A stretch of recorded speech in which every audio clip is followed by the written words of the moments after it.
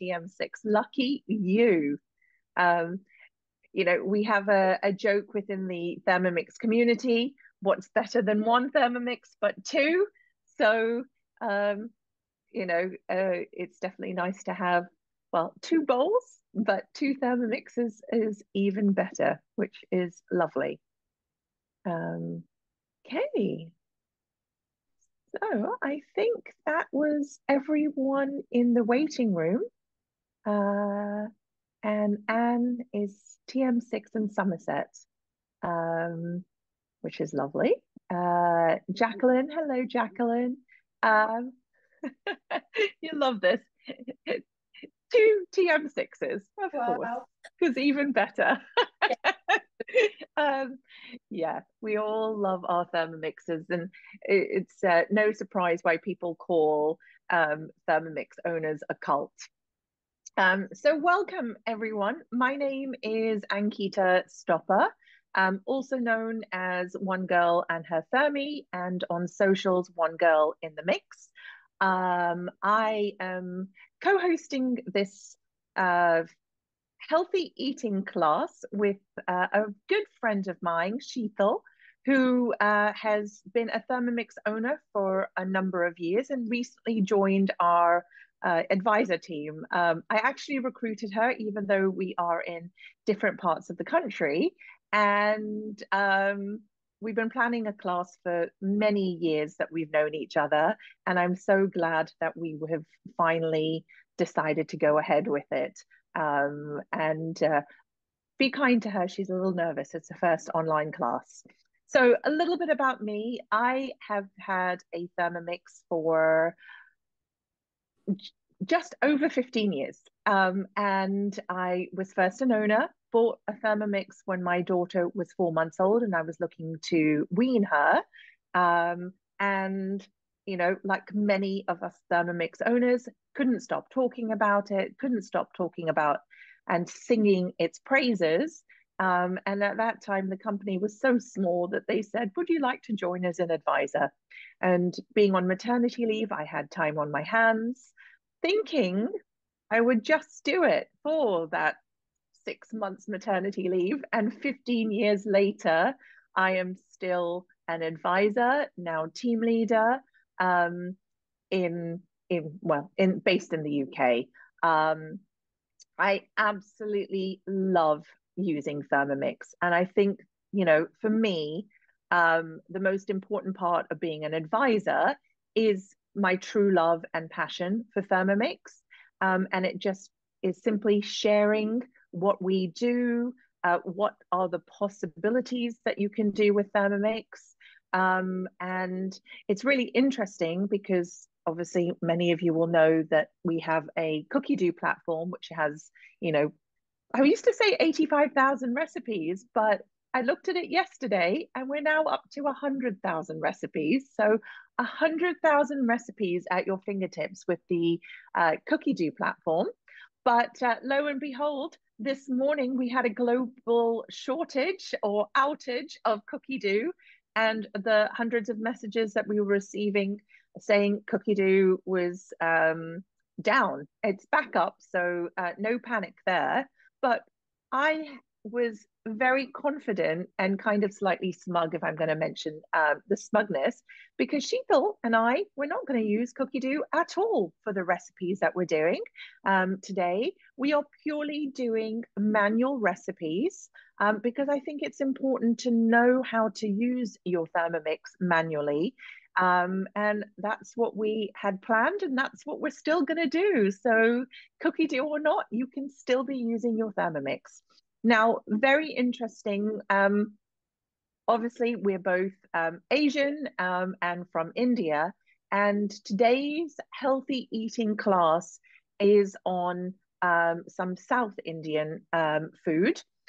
Interesting enough, I'm going to plug this book that I actually sell for customers. And the reason why that is years ago, when there were very few cookie dough recipes, we all used recipe books.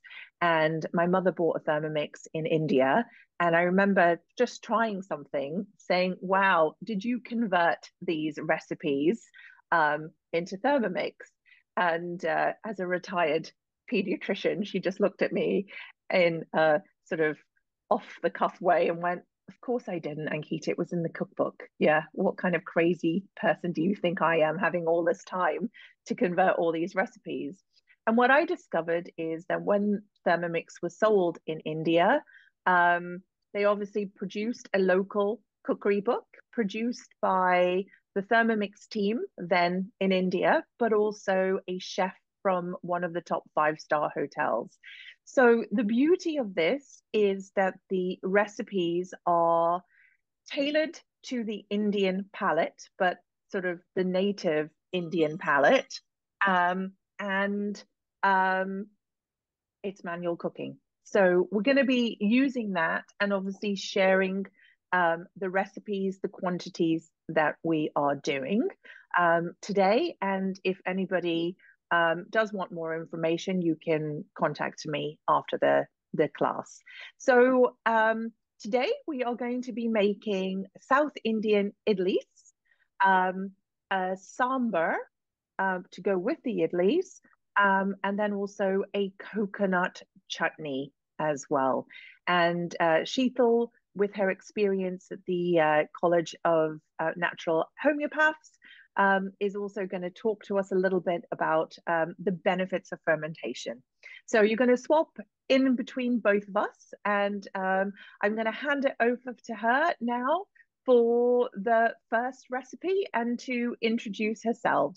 So over to you, Sheetal. Good morning, everyone. Thank you for coming and logging on. As Ankita said, I've been a Thermomix owner. I've had it for over 8 years now. I've recently become an advisor as well because I thought it would be very interesting to combine my qualifications from the College of Naturopathic Medicine, the CNM, where I qualified as a natural chef. I was very excited when Ankita said that she wanted to make some idli sambar because it's a very fermented food. It's very interesting the way fermented foods work in terms of the gut health, which I will be talking briefly to you about later on. Of course, fermentation is a lot more than just grain ferments, but at the moment we're just going to be doing the grain ferments. I'm based in Gerrards Cross, and if anyone would like to get any demos of things, just let Ankita or myself know, and we'd be happy to organize that. So we're going to start off with the idli.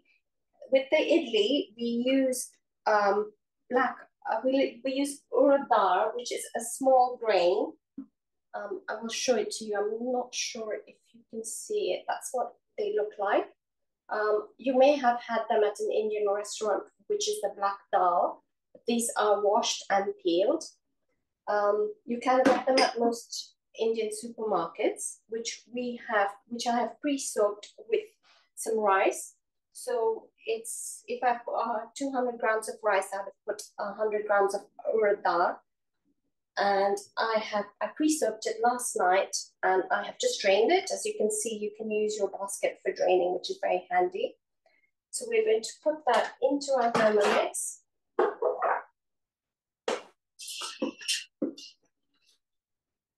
Please do let me know if I'm echoing, because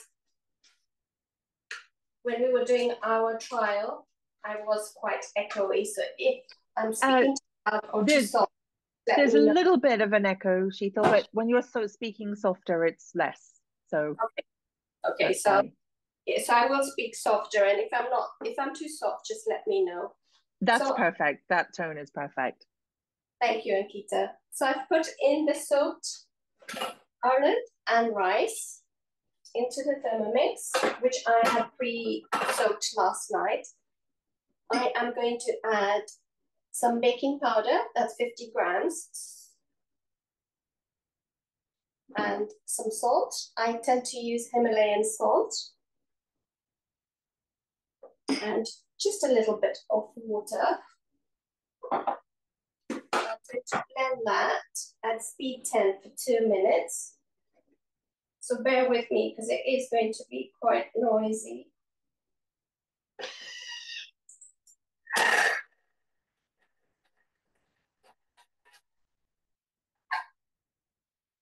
Now, it's really interesting because while Sheetal is actually making that and grinding it completely independently, I've also made the idli batter last night and used Himalayan sea salt as well. So it's all one of those things of when things say, salt or this, it's always your preference about which product you're using. When I'm cooking Caucasian food, I tend to use Malden sea salt and flakes. And when I'm cooking Asian food, I definitely do Himalayan sea salt. So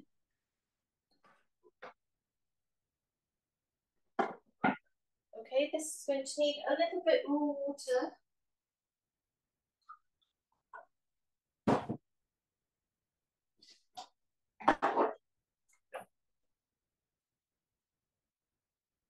We need it to be like a cake batter.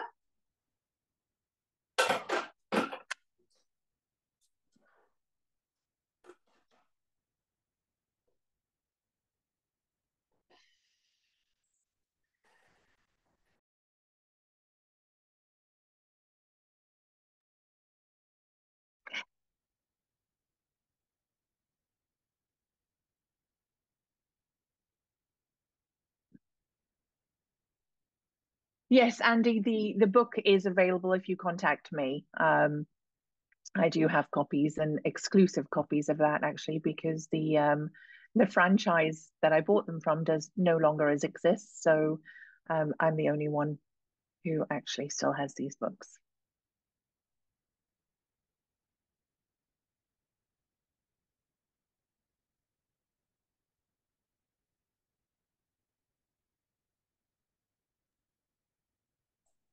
How are we doing, Sheetal?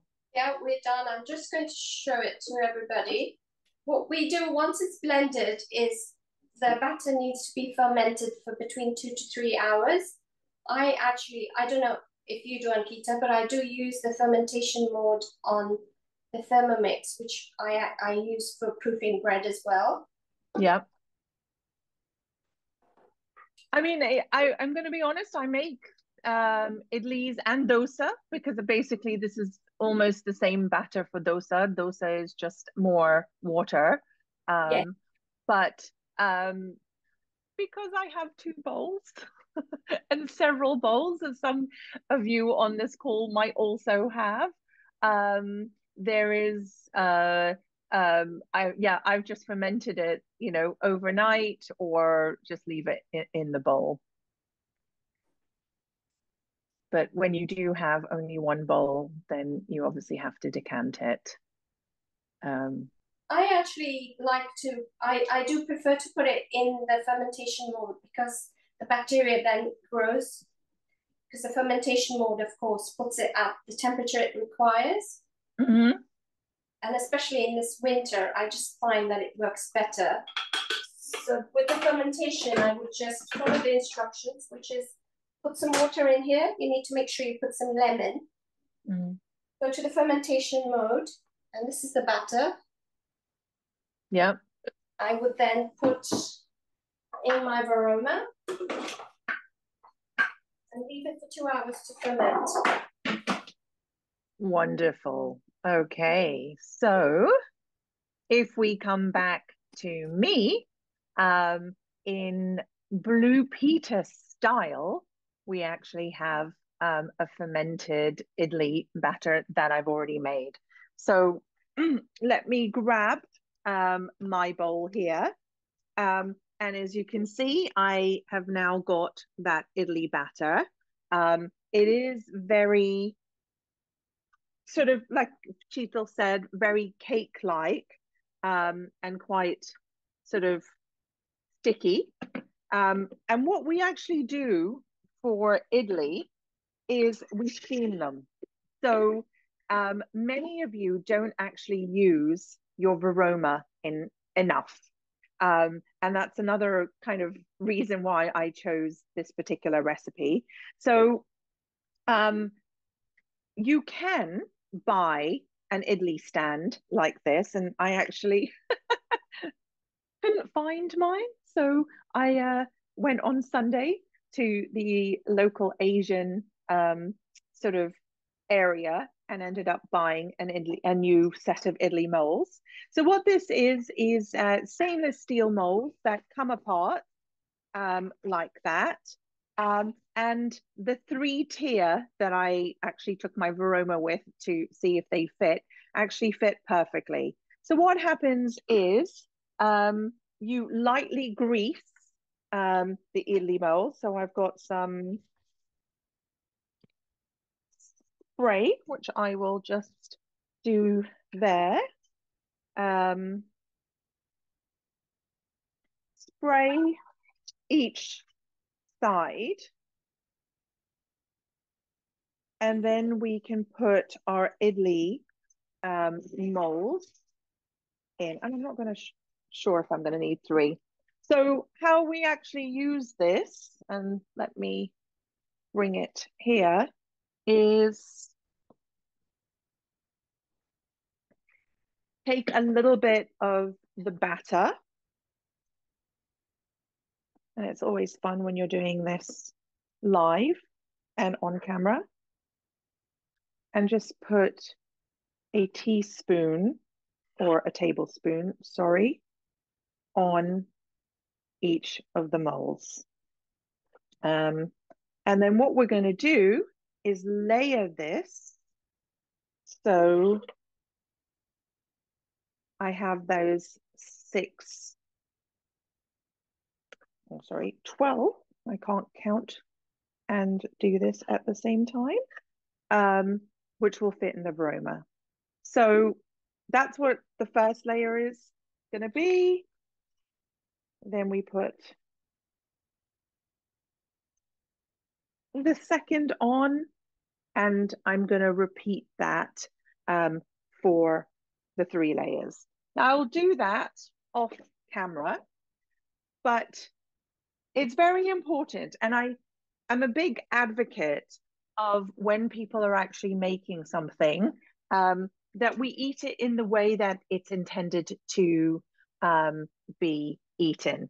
And in South India, dosas and idlis, which are again these both fermented. Dosas are basically the pancake that is fried, and then sometimes you'll see it with potato-filled dosas or plain dosas. And idlis, the steamed version, is always eaten with a sambhar. And the best way to describe a sambhar is the South Indian soup, which is comparative to the North Indian dal, which are lentils. And for example, I spent quite a lot of time in Japan. It's like the miso soup of Japan. Most South Indian recipes, menus, and things like that will always have sambhar as a side dish. And it's their own little version of their accompaniment soup. I'm just reading the chat, and yes, the menus will, recipes will all be available, and we're going to talk you through them. So the sambhar recipe, which I have started in my Thermomix, it actually takes a total of an hour to make. And so you don't really want to be watching me cook for 10 minutes in between or 20 minutes in between. So I'm going to explain to you the first couple of steps that I've already done in the Thermomix, and then we can continue with that. So the first thing to make a sambhar, which is different to some of the others, is that we're actually going to chop an onion. And we use the chop function of the Thermomix for speed 5 for 4 seconds. So it's quite small onion pieces. We then basically remove that into a small bowl. And then what we do is we start to heat the spices and the flavorings. So this particular one uses mustard oil. Again, a very, very popular oil that we use in South India. So you put your oil, you put your mustard seeds, black mustard seeds, one whole red chili, and then you have asovida powder. And if anyone doesn't know what that is, again, you can purchase it very easily in Asian supermarkets. It's also called hing, and it's a small little, well, I bought a small jar because you don't use very much. I mean, you literally put a quarter teaspoon of this hing powder, but it's that flavor that is needed for the recipe. And then curry leaves. And really interesting enough, I'm just going to go grab it, that I actually, they've all fallen on the floor, bought fresh curry leaves. Again, because I was in the area, it's really much nicer when you're making things like this to be using fresh curry leaves. Again, a bag of curry leaves was about £1.50. And because I don't tend to make sambhar that often, what I will do is freeze them because things freeze very, very well. So what you're doing in the Thermomix is really getting that, releasing the oils, releasing the flavor of those spices. And I actually cooked it on Varoma at speed 1 for 5 minutes. So to really get that flavor of the spices and for them to mix. I then added the onion back to that, tomatoes, some coriander powder, some red chili powder, some turmeric, and then salt. And again, because I was making Indian food, I used Himalayan salt. And that was then cooked for 10 minutes on speed 100, well, temperature 100, speed 1. So after that has sort of all infused and you basically have a little bit of a curry paste. Sorry, we have a question from Andy. He's asking if methi and curry leaves the same thing. It isn't. Curry leaves are actually leaves. We call them limro, but it's not the same as methi leaves. And you're correct to say it's those methi is fenugreek, but curry leaves aren't fenugreek. They've got a slightly different flavor to them. Yeah. And they're readily available, Andy, in most Asian supermarkets. But, you know, I live in an area where even Asda, you know, there's a lot of Asians now and a lot of people cooking Asian food. So it is quite readily available in the fresh vegetable section. And you could also use dry curry leaves if you really wanted to. Sorry, Sheetal, you were saying something? I think curry leaves are quite similar to bay leaves, aren't they? They are, but I think they do have a slightly different flavor. Slightly, yes. Yeah. Yeah, exactly. Okay, so after I've got my curry paste, and you're going to think this was a cooking lesson, she's just reading the recipe, I then added the dal. And just like Sheetal said, because this is South India, we're using this urad dal again. So the recipe actually asked for 250 grams of urad dal, 1 liter of water, and then we had to cook that for 30 minutes. Okay, so you don't need to see me cooking a dal. But what I actually now have is, and I did this just before, and I can't see if you can see that. Yes, you can without, is that paste with the dal. We've got the onions, and it's quite a soupy texture at this point. And the difference between sambhar and sort of other things is now the next point. So, and another thing here is, now what we're going to do is actually add some vegetables. And the first thing I'm adding is some chopped aubergine. Now, this is a very kind of memory for me, is everything that we eat is, I mean, obviously, generally, if you're going to be authentic, you're going to use your hands to eat this. So everything is bite size. There's nothing that I'm going to need to use a fork and knife for. So this is 60 grams of aubergines in bite size pieces. Again, the same amount of carrots in bite size pieces. I've now got fine green beans, and I've kind of cut them into three, which is there. And the final thing, which again, you've got to shop around for, is something called a drumstick. So I've got 60 grams of a drumstick, which I'm going to put in there. But I wanted to show you what it looks like when it's not cut up. So these are drumsticks, and it is really, for me, if you're going to make sambhar, you need to have this particular thing. So this is going to give it flavor, but also give it texture. And the easiest way for me to kind of compare this, even though this is an entirely vegetarian meal at this stage, it's like sucking the marrow out of a bone.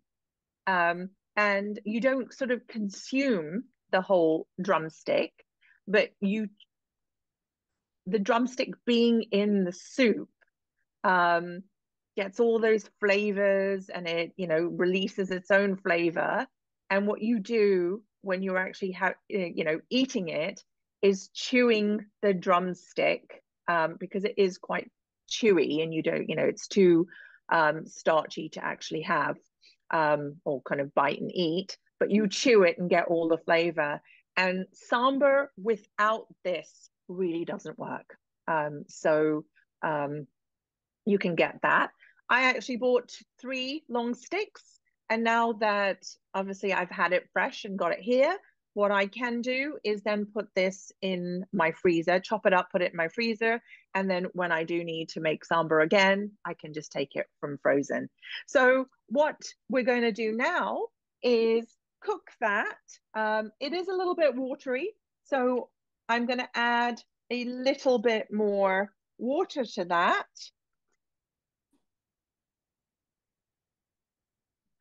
And then put my steamer on here.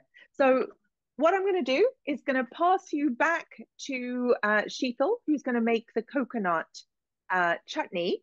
As soon as she's made that, I'll show you my idlis going into the varoma and turning on.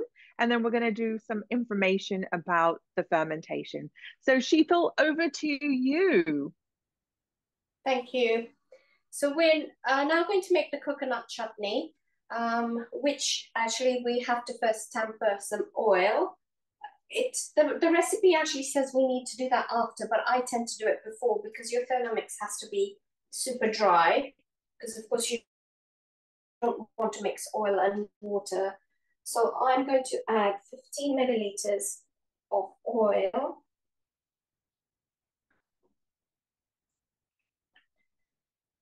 And to that, I am going to add some curry leaves. I don't actually have fresh ones, but I have some from my freezer. So I'm going to put 5 of those.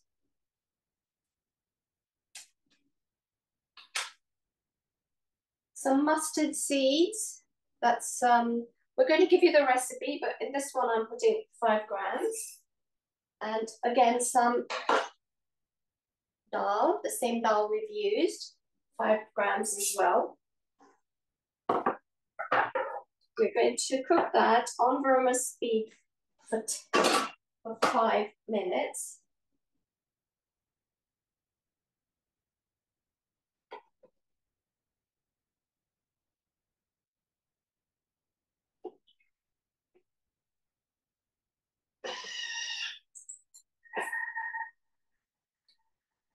So I wanted to just let talk you through the ingredients of the sambhar. It's very interesting because it's got a lot of vegetables which add fiber, which actually help the idlis, which are fermented food. It's protein. It's like a protein stew with lots of vegetables. Sometimes if you don't have some of the other vegetables, we kind of make do with what we have. But like Ankita said, drumsticks are quite an essential part of the sambhar. Also, if you don't have the idli stands, what I sometimes do is I just steam them in a cake tin and then cut them into triangles. It's not ideal, but if I don't have an idli stand, I will just use the cake tin that fits in the varama. So you basically just steam it the same way. You may need to steam it for slightly longer than Ankita has. And you can cut them out and take them, and then just take them out like you would a cake. And then just cut them into little square pieces or diamonds or whatever you fancy. So the coconut chutney also needs some coconut, of course, which I've got frozen coconut. We need some cashew nuts, some chilies, and some ginger.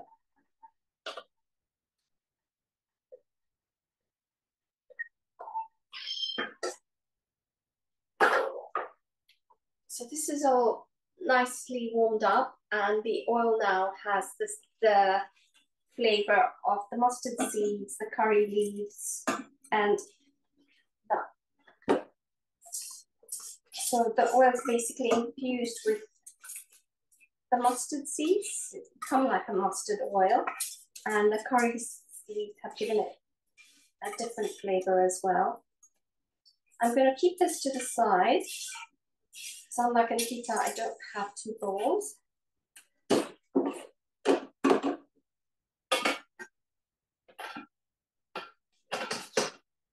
So we're going to add some shredded coconut, which I got from the freezer section, again in an Indian shop, but I'm sure you can get it in Tesco and Asda. Desiccated coconut doesn't quite work in the same way. We've got some ginger here. I've just lightly cut it into rings.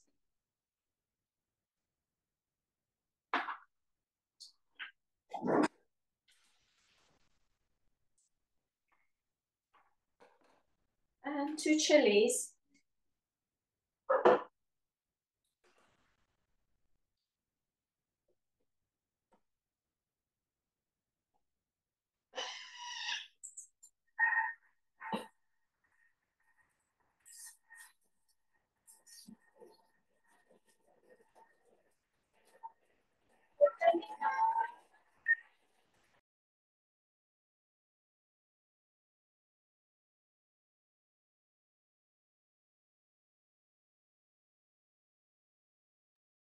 Now, it's really interesting to see that both, Sheetal and I are talking about the ability to also freeze things. And I think, whilst we're all looking at healthy eating and the ability to buy fresh food, I think the ability to actually buy frozen when things are at their peak and then freeze them or is actually really important. I mean, I absolutely detest the fact that I can go into the supermarket and buy strawberries in January when I know it's not really strawberry season or it's not asparagus season. And I'm actually a huge fan of frozen and canned foods for those very reasons. So, sometimes when we're thinking about are these items available or how can we access them, I really do think that we should be exploring the frozen section as well. So I can see we have some more questions. Could fresh coconut be used? And yes, absolutely. If you have fresh coconut, then yes, you can absolutely be using fresh coconut if you're lucky enough to have fresh coconut.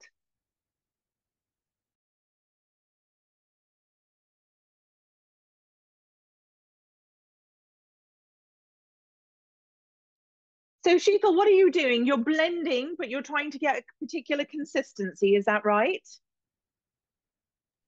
Yes, that's correct. I was just trying to make it slightly softer.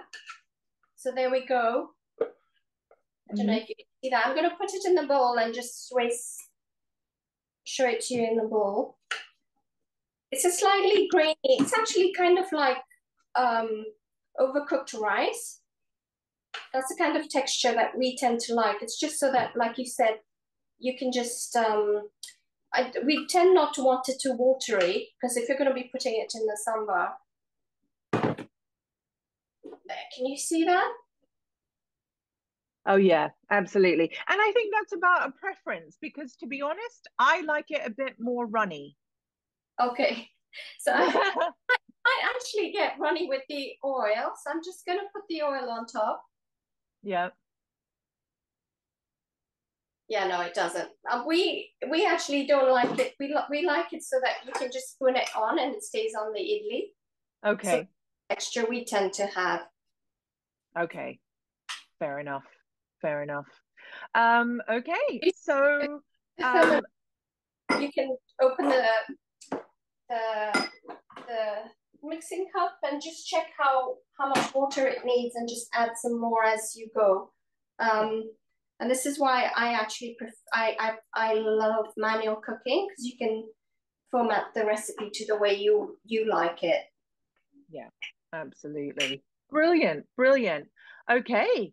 So Mark has actually asked a question about which Indian shop would you recommend?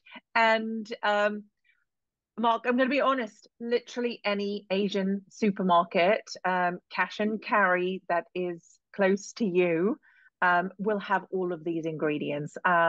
Even, you know, the normal supermarkets, Sainsbury's, Asda, Tesco, nowadays stock these things. So there is actually nothing very unfamiliar with the ingredients that we're using. It's just that the more you're cooking these type of foods, the more you type to use them. Obviously, except a mold, which you'd have to go to a specialist place. But interesting enough, just to talk about the molds, I've actually also done them in Darial molds or ramekins before. So, you know, you don't have to have specialist equipment to make these things. So if you can see now what my idlis look like, and the shape here is, you know, that they're going to be round. My batter made exactly 12, which was nice. And at the end, you kind of just tighten it with this little button here. And if you can see, I'm going to lift and put it in the Roma. So just holding it, it fits in the Roma perfectly. Put my lid on. And I'm now going to actually put that for 20 minutes at Varoma temperature. And if you remember, I still have my sambhar at the beginning. So I'm going to put it on speed spoon and then reverse. So the whole idea is that I want the sambhar now to be cooking. Had I not cooked it before, it would still be at that 100 degrees. So it might be, it's actually about 70 now. So it's going to take a little time to heat up.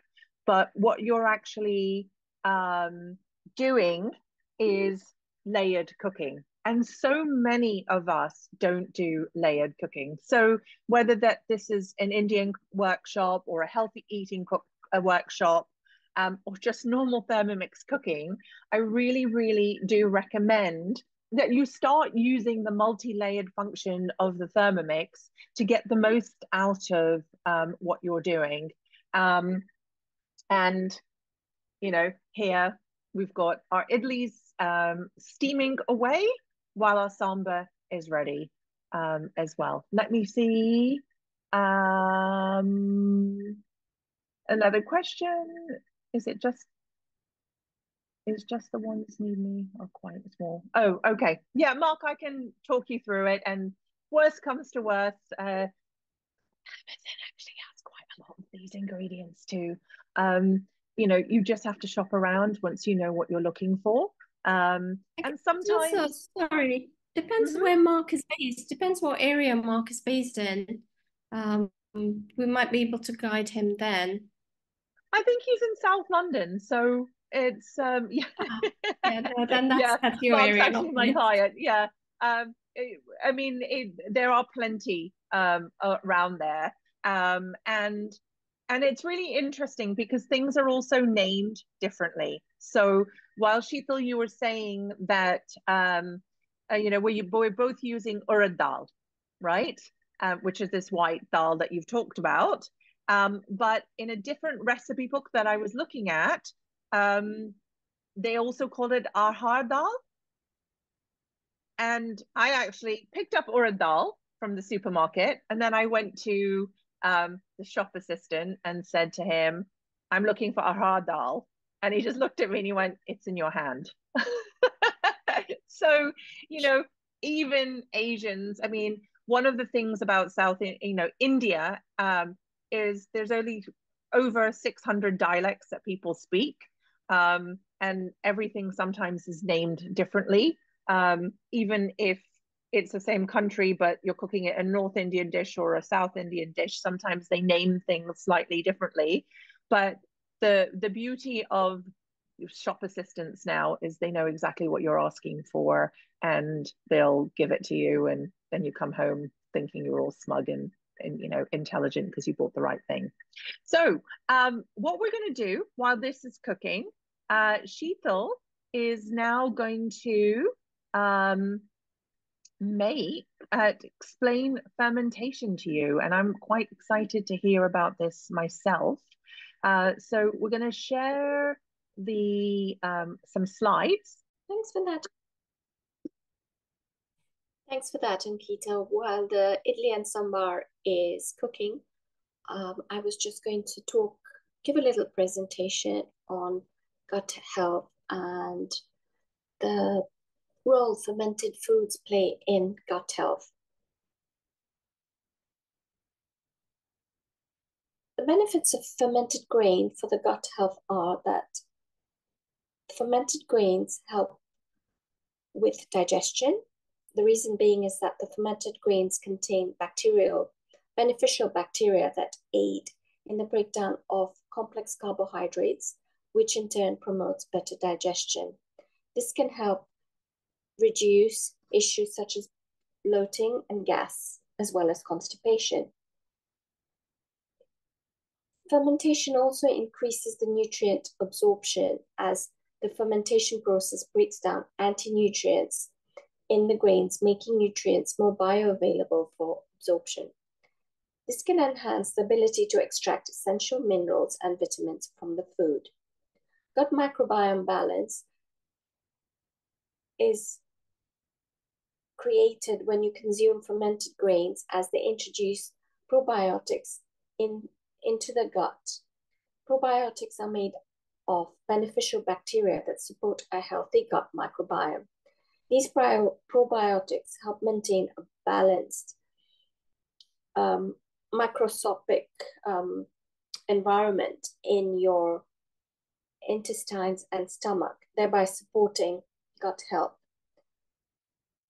Fermentation has also been known to have an anti-inflammatory property, as the fermentation produces short-chain fatty acids, which have been linked to reduce fermentation in the gut, as well as improve gut barrier function. The role of the gut microbiome in maintaining health. Digestion and nutrient absorption is aided by the gut microbiome as it helps break down the complex carbohydrates, fiber, and other nutrients that our body cannot digest independently. It aids in extracting essential vitamins and minerals from the food that we eat, as well as improve and regulate the immune system. A healthy gut microbiome supports a robust a link of lots of bacteria, and it helps integrate the immune cells and helps to defend against pathogens. There's also been known to be a mental health connection with the gut health, as I'm sure you've heard about the gut and brain axis, which allows communication between the gut and the brain, which is due to the connection influencing more conjunctive functions.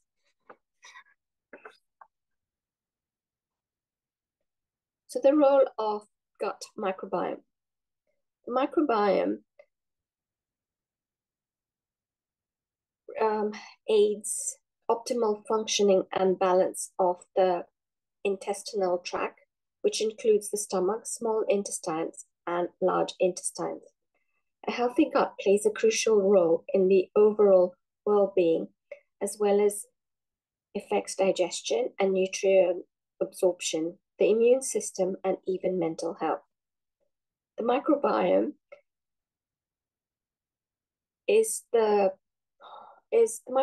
refers to the gut, which is a home to trillions of microorganisms, collectively known as the gut microbiome. These are viruses and bacteria. There's good bacteria and bad bacteria. The good bacteria comes from the probiotics, and the good bacteria then, if it's strong enough, will feed on the bad bacteria, thereby increasing your immune system, as well as making sure that you keep healthy.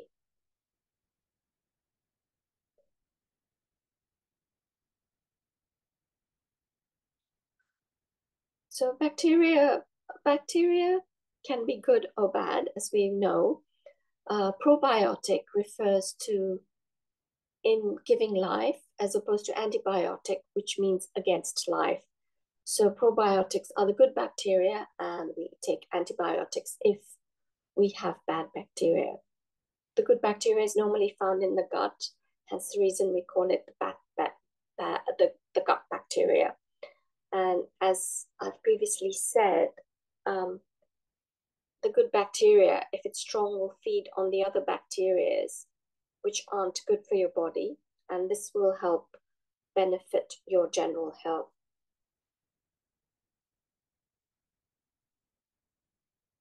So what are the benefits of fermented grain?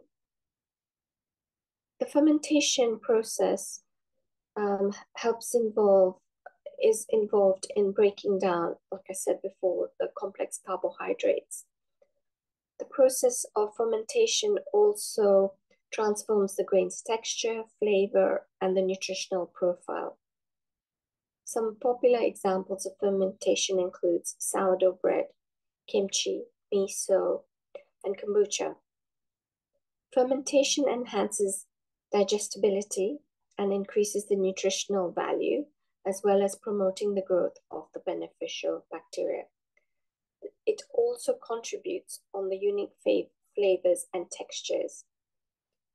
I hope that the small presentation has kind of explained the reason why fermented foods are very beneficial to our body. Although you can get probiotics from supplements, I tend to find that having probiotics that you've made yourself are more beneficial to your body, especially because you know exactly what's going into them. So I'm now going to hand it back over to Ankita so we can see how the idli and sambhar are getting on. So back to you, Ankita.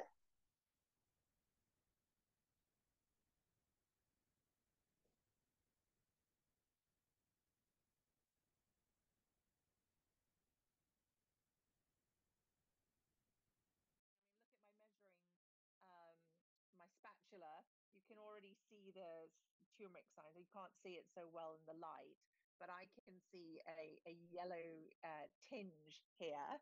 And what's going to happen is once I wash this, I will literally just put it in the sunlight. And I know this is a cold January day, but all you have to do is just put it in the sunlight for a couple of hours, and you can just see that yellow tinge fade away. And that's sometimes why people are hesitant to make curries or use turmeric in the Thermomix, because your lid, your measuring cup, and your spatula will have that tinge. But like you say, you know, it is all in one thing. I mean, even when I was making the sambhar today, and you know, there's a lot of chopping in Indian cooking. There's a lot of blending. There's a lot of, you know, things in between. And the fact that you can actually do it in your Thermomix and then walk away and then come back when the music sings and saying this is the next step is actually quite time saving, because, you know, otherwise you're stirring and you're, you know, waiting around in the kitchen. Whereas, you know, in the 20 minutes that I was cooking in between, I managed to have a shower and get dressed. And then, Also, you know, I think start again. yeah, the washing up, because imagine if you didn't have the Thermomix, you would have had to use a blender and then how many pans and a steamer. And by the time we'd made all these 3 dishes, my sink would have been full. Yeah, absolutely. And the beauty is I've already, while you were doing the presentation, I've already cleared up. So everything is already in the dishwasher, and it's just waiting patiently for that. But it's really interesting because I think, you know, I can smell this, and an online cooking class doesn't show the smells that you are, you know, encompassing and things like that. And it smells really quite amazing. But I think you also eat with your eyes. And when things look beautiful, then you're more likely to enjoy the meal as well. And, you know, the fact that I'm going to show you, the fact that I was in the Asian area buying my molds, I also ended up going and buying some new thalis. So, you know, and I want to say these were like $2.99, so nothing in the state of it. Which means that when I'm now eating again, instead of my beautiful Sophie Conran crockery, it's going to be back in my steel thalis. So, you know, obviously here I'll put my idlis, I'll put my sambhar there, and then I haven't made coconut chutney, but you would normally have coconut chutney, tomato chutney, and then a green chutney here. So I do have the green chutney there, which is Yes. what I'm going to make. Well, no, I think if you look at the food portioning plate, the bigger one has to be the protein. So you need to put the sambhar in the bigger plate, side of the plate. Sorry, Andy's got his hand up. Yeah, let's ask the question, Andy. Yeah, can you hear me? Yes, I can. Yeah, I don't know where those flowers behind me have come from. It must be some ancient setting on Zoom. They're not real. Worries. You've blurred your background, which is fine. Yeah. Yeah, I was just going to say something before, and then my iPad went flat. But it's not really a question. It was just thanks very much. I've really enjoyed these last couple of classes, and I've got sort of, you know, I've made most of the things that have been in them. So I think it's as someone who's had a Thermomix probably 20 years, it's just really good to try new things and do something a bit different. The avocado chocolate mousse one was really good from last week, and my daughter's got you know, Anika, because I've bought them all from you, but I've bought Thermomixes from my 2 daughters and families, and Jessica's now got 2 children, but a 2-month-old little boy, and she can't imagine how anyone can have a baby without a Thermomix. I think she just uses it every day for virtually everything. So it's a fantastic thing to get involved in, and I just wanted to say thank you for making the effort to, you know, because obviously I'm not going to, well, unless I have any more mysterious children that I don't know about, I'm not going to be buying any more for at least another few years. But no, it's really nice to keep in touch. And thank you so much, Andy, for that feedback, because, you know, it is really important that even users who've had them for a very, very long time are being inspired to cook more and to cook different things. And that's why we as the advisor, force are offering things like this, because, we can all learn and we can all experiment and we can all sort of, do new things and try new things. As you can see, I'm going to take my Varoma off and look at that. If I pick one of my idlis up, and this is going to be the taste test of how well I oiled it. Not very well. There you go. And then you've got my steamed idli there. So I'm coming over with the coconut chutney. I know. Well, we actually do have one of my advisors here who I'm meeting this afternoon. And I think she can try my sambhar. But what I will do is I'm going to just show you the consistency of the sambhar by pouring it like that. So nice sort of bite-sized pieces. And I have just put it there. And can I see? No, I poured it on me. Ouch. Brilliant. Well, anyway, for anyone who are on our socials, I'm sure we will photograph these and put these on our socials. We have one more question. Yes, agree. Thank you so much. Well, thank you all for joining us. And hopefully you got something out of it today. So take care and speak to you soon. Bye-bye. Thank you. Bye.